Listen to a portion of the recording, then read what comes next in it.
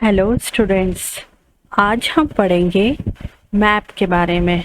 Map क्या होता है? तो चिल्ड्रन, हमने इससे पहले अर्थ का मॉडल ग्लोब के बारे में पढ़ा है। तो अब जानते हैं कि इस ग्लोब पर अलग अलग प्लेसेस को कैसे शो किया जाता है। तो सबसे पहले देखते हैं map. A map is a representation or a drawing of the Earth's surface or a part of it drawn on a flat surface according to a scale। तो मैप अर्थ की सरफेस या उसके किसी पार्ट पर ड्रॉ किया हुआ एक representation है। अर्थ की सरफेस पर स्केल की हेल्प से मैप ड्रॉ किया जाता है। मैप से हम अर्थ सरफेस की लोकेशन या प्लेसेस लाइक कॉन्टिनेंट्स, ओशियंस कहाँ कहाँ पर है ये ड्रॉ करके रिप्रेजेंट करते हैं। तो मैप पूरी अर्थ मतलब वर्ल्ड का भी बनाया जाता है या किसी पार्ट जैसे ओनली इंडिया का भी मैप बनता है। मैप से हम छोटे से छोटा एरिया भी देख सकते हैं।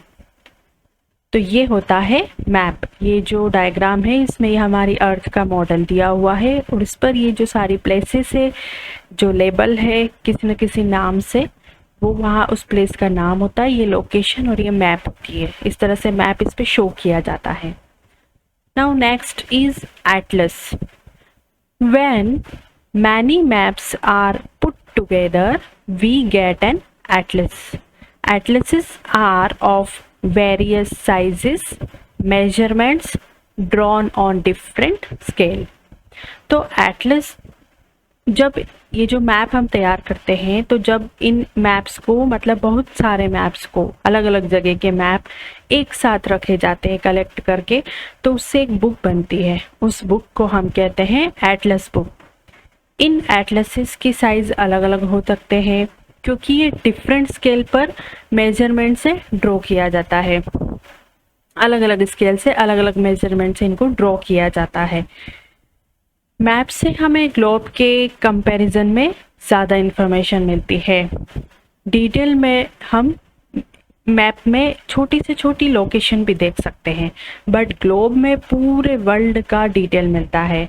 तो बहुत सारे मैप मतलब डिफरेंट प्लेसेस के अलग अलग मैप कलेक्ट करके एक बुक एटलस तैयार की जाती है, जिससे हमें किसी particular area, city, country, world की लोकेशन को देखने में हेल्प मिलती है। अब आता है, ये इस तरह से बुक होती है जिसमें बहुत सारे मैप्स होते हैं। अब आता है हमारा टाइप्स ऑफ मैप्स। तो मैप्स तो होते हैं बट ये भी डिफरेंट टाइप के होते हैं, अलग अलग पर्पस से बनाए जाते हैं, तो इसके अलग अलग टाइप होते हैं। तो मैप से हम ये तो समझ ही सकते हैं कि मैप किसी प्लेस की लोकेशन देखने के लिए यूज़ किया जाता है, बट मैप को कुछ टाइप्स जैसे कि उनको अलग अलग पर्पस से बनाया जाता है।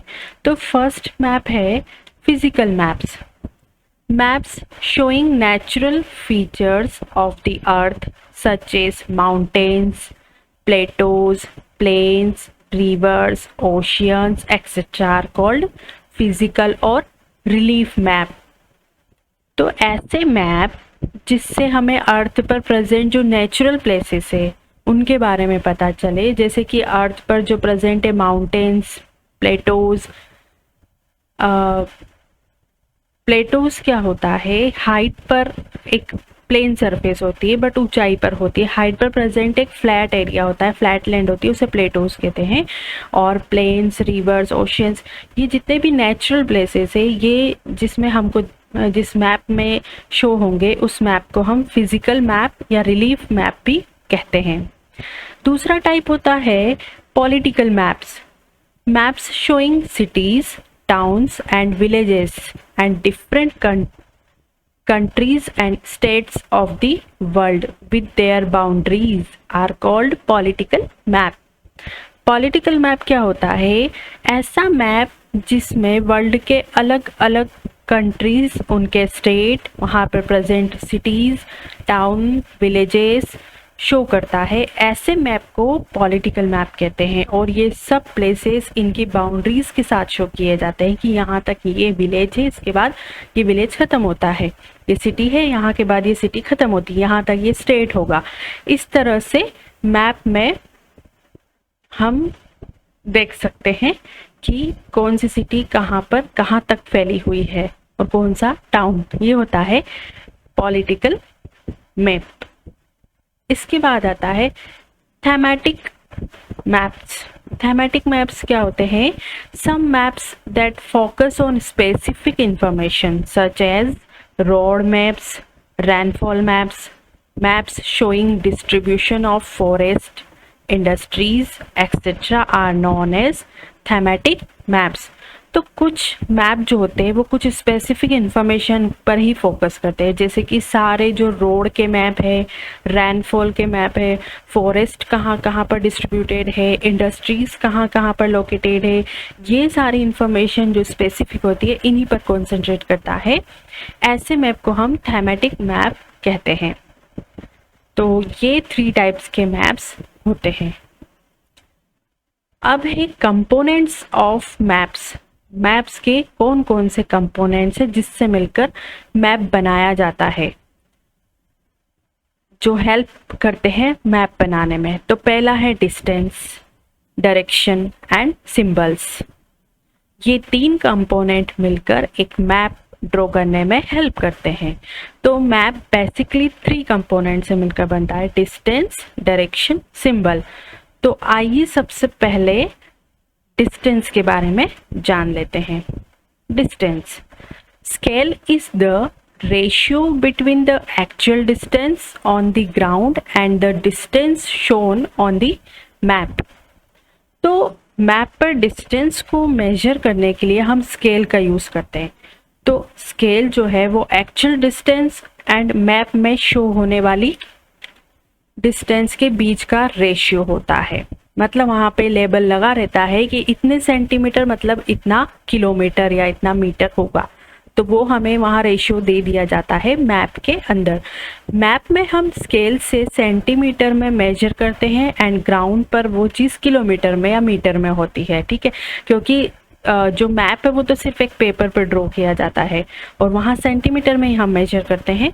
तो हम उसको रेशियो में शो कर सकते हैं कि इतना मीटर और इतना सेंटीमीटर मतलब इतना मीटर या किलोमीटर होगा। जैसे कि मैप पर डिस्टेंस 1 सेंटीमीटर है एंड वही डिस्टेंस एक्चुअल में ग्राउंड पर 0.5 किलोमीटर में होती है। ये जो स्केल दिखाई दे रहा है ये सेंटीमीटर में 1 है, बट किलोमीटर में 0.5 किलोमीटर ही है। एक्चुअल प्लेस पे जाकर हम देखेंगे तो इतना ही होगा। तो इसमें मैप के डिस्टेंस एंड ग्राउंड डिस्टेंस का रेशियो यानी कि 1 centimetre is equal to 0.5 kilometre होता है। इसको हम रेशियो कहते हैं इन दोनों के बीच का। इस तरह से हम डिस्टेंस मेजर कर सकते हैं। Scale is very important on any map. If you know the scale, you will be able to calculate the distance between any 2 places on a map. तो ये डिस्टेंस अगर हमें पता होगी, रेशियो जो है वो पता होगा, तो हम किसी भी प्लेस की 2 प्लेसेस के बीच की जो डिस्टेंस है वो हम पता लगा सकते हैं।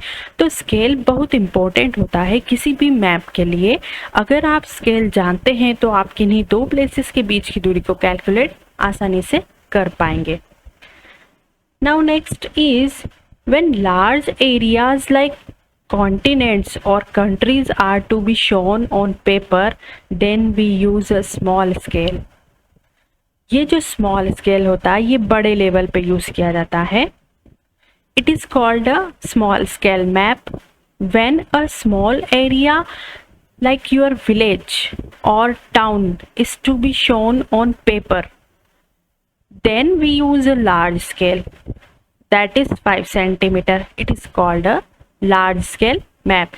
ये जो large scale map है ये छोटी प्लेस में यूज होता है और अगर बड़े लेवल पे हम कोई चीज़ मेजर करेंगे तो स्मॉल स्केल से करते हैं। तो जब लार्ज एरिया जैसे कि कॉन्टिनेंट्स, कंट्रीज को एक पेपर में शो करना है तो इसके लिए हम स्मॉल स्केल का यूज़ करेंगे। और अगर कोई छोटा एरिया जैसे कि विलेज, टाउन, कॉलोनी को शो करना है तो लार्ज स्केल यूज करते हैं जो कि 5 सेंटीमीटर की होती है। इसे लार्ज स्केल मैप कहा जाता है। मतलब अपोजिट होगा कि लार्ज एरिया है तो लार्ज एरिया को शो करना है तो small scale, and small area को शो करना है तो लार्ज स्केल का यूज़ किया जाता है। लार्ज स्केल में ज़्यादा डिटेल में बताया जाता है क्योंकि ये सिर्फ एक पार्ट को दिखाता है, एक पर्टिकुलर प्लेस को ही दिखाता है, और ज़्यादा से ज़्यादा मेंशन इसमें हम कर सकते हैं। ये देखो, ये जो लार्ज स्केल है इसमें एक छोटे से पार्ट में छोटी छोटी चीज़ों को भी शो किया हुआ है। बट जो वर्ल्ड लेवल पे स्मॉल स्केल होता है इस पे हम सिर्फ बड़ी बड़ी जो मेन चीज़ें होगी वो ही शो कर पाएंगे। तो इस तरह से दोनों स्केल्स का यूज़ डिफरेंट लेवल पर किया जाता है।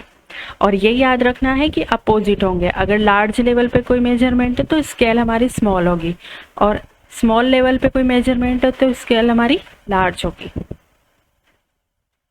Now next component is direction. There are 4 major direction: north, south, east and west. तो हमारी जो मेजर डायरेक्शंस होती है हम अच्छे से जानते हैं, north, south, east and west. They are called cardinal points. Other 4 intermediate direction are north, east, जो इनके बीच से ये होती है नॉर्थ, साउथ, और ये ईस्ट, वेस्ट। अब इनको जो बीच से इंटरसेक्ट करती है वो इन दोनों को मिला के बनती है। तो नॉर्थ ईस्ट के बीच में नॉर्थ ईस्ट, और नॉर्थ वेस्ट के बीच में नॉर्थ वेस्ट। बट हम जब इसको राइटिंग में करेंगे तो नॉर्थ डायरेक्शन को पहले लिखेंगे और नीचे की तरफ वाली बीच वाली डायरेक्शन में साउथ डायरेक्शन को पहले लिखेंगे।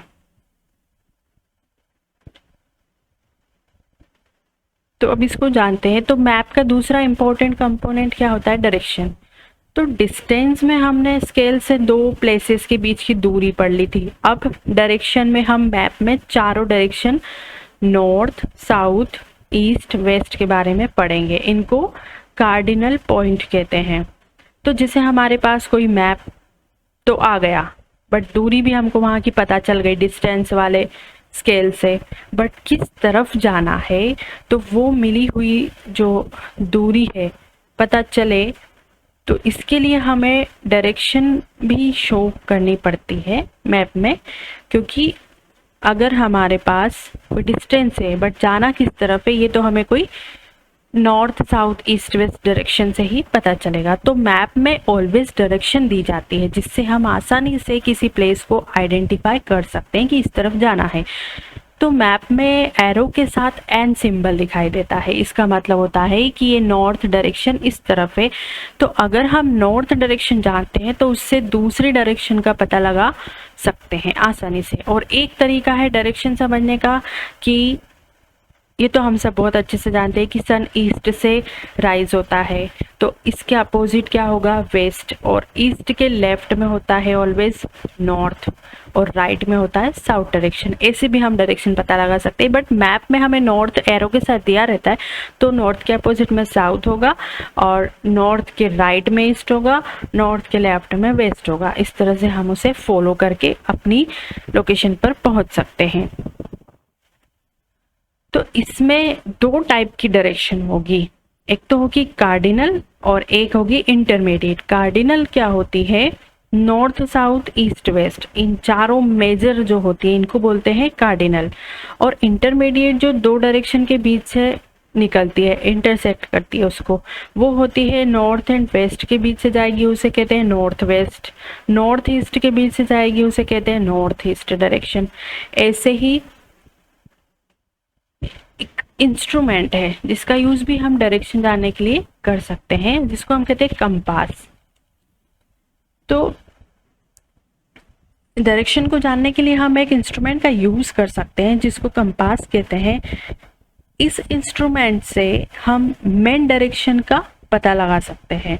इसमें एक मैग्नेटिक निडल लगी रहती है जो ऑलवेज नॉर्थ साउथ डायरेक्शन में पॉइंट करती है। ये जो नॉर्थ साउथ वाली है, ये जैसे ही आप इस कंपास को मूव करेंगे वो वैसे ही नॉर्थ वाली डायरेक्शन में जाकर रुक जाती है। तो इससे हमें नॉर्थ साउथ का पता चल जाता है, बाकी हम पता लगा सकते हैं आसानी से। तो we can find out the direction of a place with the help of a compass. It is an instrument used to find out main directions. Its magnetic needle always point toward north south directions. ठीक है, अब ये एक diagram दिया है, एक map है. इस मैप के बारे में कुछ क्वेश्चंस हमसे पूछे गए हैं तो वो हमें बताने हैं. तो इसमें होता है find out the direction of the community centre, the playground from Vikas house. तो विकास का हाउस कहाँ है? ये है विकास का हाउस इस मैप में. यहाँ से पूछा गया है कम्युनिटी सेंटर की डायरेक्शन क्या है. तो पहले हम देखते हैं कि डायरेक्शन के लिए हमें यहाँ पे क्या दिया गया है. यहाँ दिया है नॉर्थ, ये एरो के साथ नॉर्थ, तो मतलब ये सीधा नॉर्थ है. अब हमें विकास के घर मतलब विकास का हाउस ये है. यहाँ से पूछा है कम्युनिटी सेंटर, मतलब सीधे जाएंगे कम्युनिटी सेंटर. मतलब कम्युनिटी सेंटर किस तरफ है? नॉर्थ में.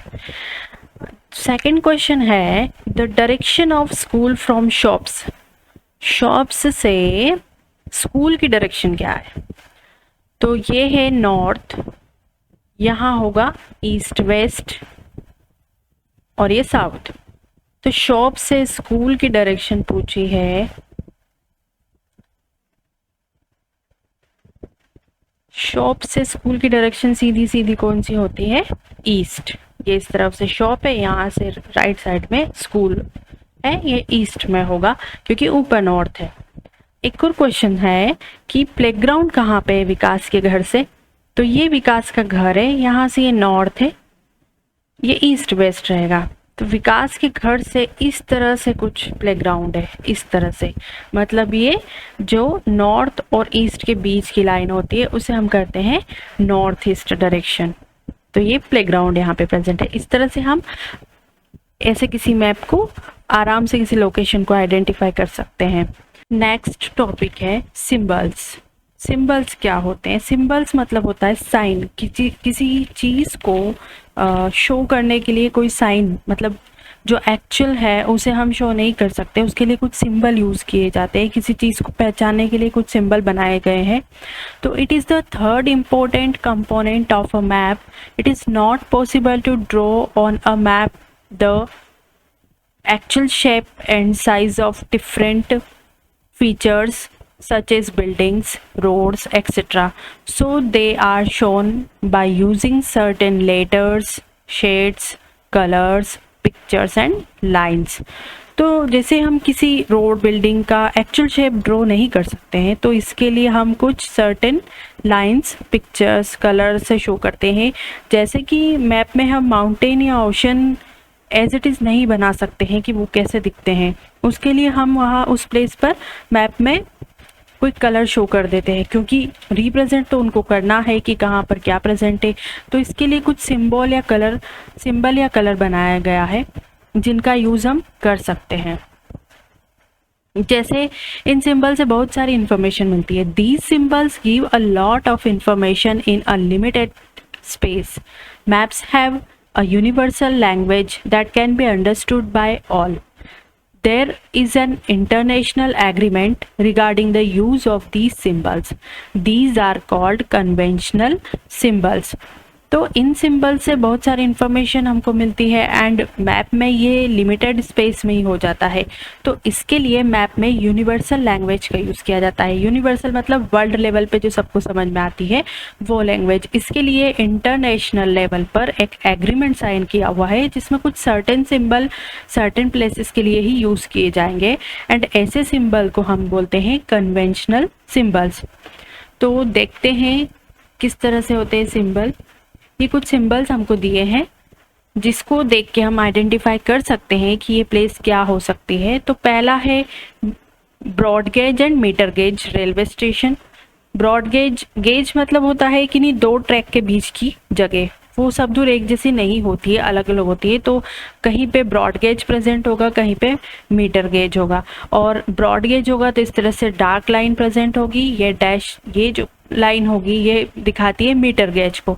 और RS और इस तरह से जो साइन बना हुआ है इसको कहते हैं रेलवे स्टेशन. उसके बाद है रोड्स, मेटल्ड होते हैं अनमेटल्ड होते हैं। मेटल्ड होते हैं मतलब सीमेंट से बने हुए रोड, पूरी लाइन बनी है मतलब मेटल्ड है, और ये डॉटेड लाइन है मतलब अनमेटल्ड, सॉइल से बने हुए, सॉइल से बने हुए अनमेटल्ड होते हैं रोड। बाउंड्रीज इंटरनेशनल हो सकती है, स्टेट लेवल की होती है और डिस्ट्रिक्ट। इस तरह से कुछ डार्क सिंबल है तो वो होता है इंटरनेशनल बाउंड्री, इसके बाद आता है स्टेट बाउंड्री और उसके बाद आता है डिस्ट्रिक्ट।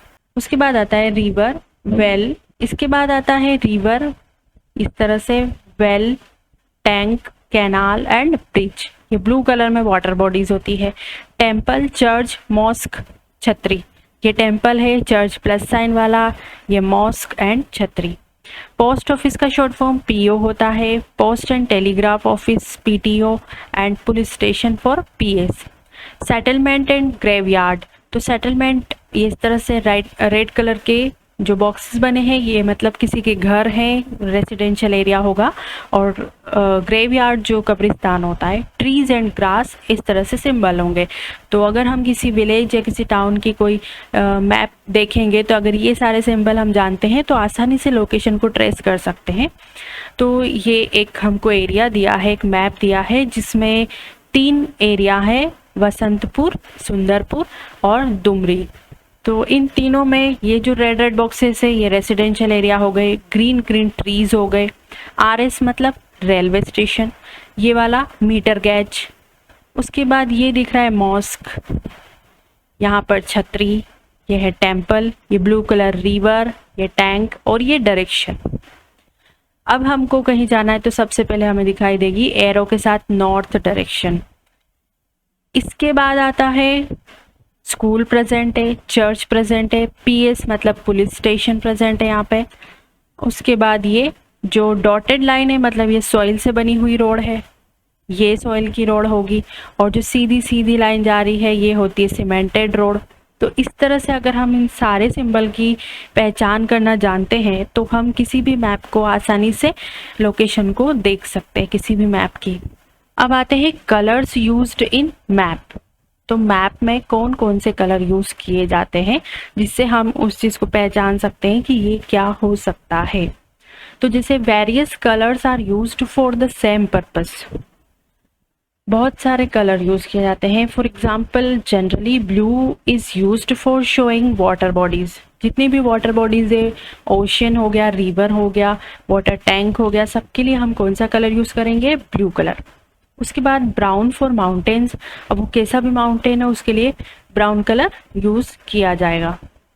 उसके बाद येलो फॉर प्लेटोज, जहाँ पे येलो कलर दिखाई दे रहा है इस मैप में वो प्लेटोज होते हैं। उसके बाद green is used for plains, जो प्लेन एरिया है वो ग्रीन सिंबल से हमें पता चलेगा कि यहाँ पे प्लेन एरिया प्रेजेंट है। तो इस तरह से कलर से भी हम पहचान कर सकते हैं कि कौन सी चीज़ कहाँ प्रेजेंट है। उसके बाद आता है स्केच। स्केच क्या होता है, a sketch is a drawing mainly based on memory and spot observation and not to scale. तो स्केच जो है वो बिना स्केल से बनाया जाता है, उसमें कोई मेजरमेंट नहीं होगा, ये प्रॉपर नहीं होता, ये एक रफ ड्राइंग होती है। ये ऑब्जर्वेशन के बेसिस पे होता है, मतलब आपका ऑब्जर्वेशन, आप कहीं गए, कोई चीज़ आपको ध्यान में रह गई, वैसा वैसा आपने एक रफ ड्राइंग बना दी कि वहाँ पे ये लोकेशन कुछ इस तरह से थी, ये एक रफ ड्राइंग जैसा होता है। और स्केच मैप किसी पर्टिकुलर प्लेस पर लोकेशन के लिए एक रफ ड्राइंग के लिए बनाई जाती है, जिसे मेजर नहीं किया जा सकता, बस एक अनुमान लगाया जा सकता है कि यहाँ से यहाँ इतनी दूरी पे ये चीज़ है और वहाँ पे आपको जाना है। Sometimes a rough drawing is required of an area to tell where a particular place is located with respect to other places. Such a rough drawing is drawn without scale and is called a sketch map. Sketch map जो हमें हम कहीं गए हैं और कोई observation है हमारा, कुछ ध्यान में रह गया, वैसा कोई रफ ड्राइंग बना दी जाती है कि यहाँ पे हम खड़े थे, इस पॉइंट से उस पॉइंट पे इस तरह से जाना है राइट लेफ्ट करके, और वो एक रफ ड्राइंग होती है जिसको हम प्रॉपर नहीं कह सकते हैं मैप। इसके बाद आता है प्लेन। तो प्लान क्या होता है, a plan is a drawing of a small area on a large scale. A large scale map gives a lot of information but there are certain things which we may sometimes want to know. For example, the length and breadth of a room, which can't be shown in a map. At that time, we can refer drawings drawn to scale called a plan. तो जो large scale पे हम बनाते हैं map, उसमें क्या होता है कि एक लोकेशन बता दी जाती है कि यहाँ पे ये हाउस है, यहाँ पे ये टेम्पल है, या यहाँ पे किसी स्मॉल एरिया के लिए, बट किसी रूम या किसी घर की चौड़ाई या लंबाई उसमें नहीं दिखाई देती। उसके लिए क्या बनाया जाता है, प्लान। जैसे हमें कोई घर बनाना है, कोई नया कंस्ट्रक्शन होने वाला है, तो उससे पहले उसकी प्लानिंग की जाएगी।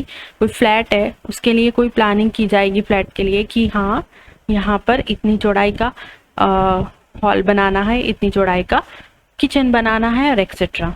तो जैसे ये एक प्लान दिया हुआ है जिसमें हम देख सकते हैं कि प्रॉपर विड्थ एंड लेंथ दी गई है। ये लार्ज स्केल मैप में हमें नहीं मिलेगा।